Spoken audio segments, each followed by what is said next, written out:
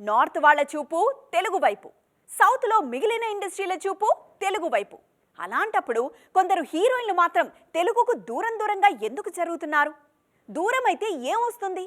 అసలు ఆ దూరం వాళ్ళు కోరుకున్నదేనా, జస్ట్ అలా వచ్చేసిందా? శ్రీలీల సినిమాలు ఎందుకు ఒప్పుకోవడలేదు? స్పెషల్ సాంగ్ చేసిన పుష్ప 2, హీరోయిన్గా నటించిన రాబిన్ హుడ్ రిలీజ్ అయితే ఉస్తాద్ భగత్ సింగ్ తప్ప ఆమె చేతిలో ఇంకేం సినిమాలున్నాయి అనంటే మొన్నటిదాకా ఆన్సర్ లేదు.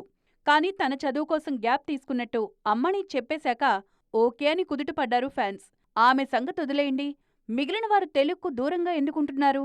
అసలు పూజా హెగ్డేకి ఏమైందని ఆరా తీస్తున్నారు. పూజా చేతిలో హిందీ, తమిళ ప్రాజెక్టులున్నాయి, కానీ తెలుగు సినిమాలు లేవు. కీర్తి సురేష్ కూడా అడపాదడపా అనువాద సినిమాలతో పలకరిస్తున్నారే గాని పెద్ద హీరోలతో తెలుగు మూవీస్ చేస్తున్న దాఖలాలేవు.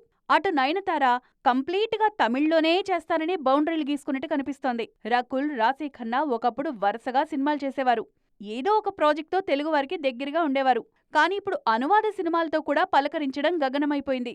సమంత నార్త్లో ఏవో డిజిటల్ ప్రాజెక్టులు చేస్తున్నా తెలుగులో మా ఇంటి బంగారం ప్రాజెక్టును చూపిస్తున్నారు. ఆ తర్వాత ఇంకేం చేస్తారంటే ఇప్పటికైతే నో ఆన్సర్. యంగ్ హీరోయిన్లలో నజ్రియా, మమితా బైజూ లాంటి మలయాళ హీరోయిన్లకు మన దగ్గర యమా క్రేజే ఉంది. కానీ వాళ్ళెందుకో తెలుగు ప్రాజెక్టుల వైపు చూడట్లేదు. కృతి శెట్టి కూడా తెలుగు తప్ప అదర్ లాంగ్వేజెస్ మీద కాన్సంట్రేట్ చేస్తున్నారు. నా కోసం సీతారామంని మించిన సబ్జెక్టులను మేకర్స్ రెడీ చేయిస్తున్నారు. అలాంటి కాన్సెప్ట్స్ వచ్చినప్పుడు తప్పక సినిమాలు చేస్తానంటున్నారు మృణాల్. విషయం ఏదైనా టాలీవుడ్కి కొందరు హీరోయిన్లు క్రమంగా దూరమవుతున్నారన్నదే నిజం.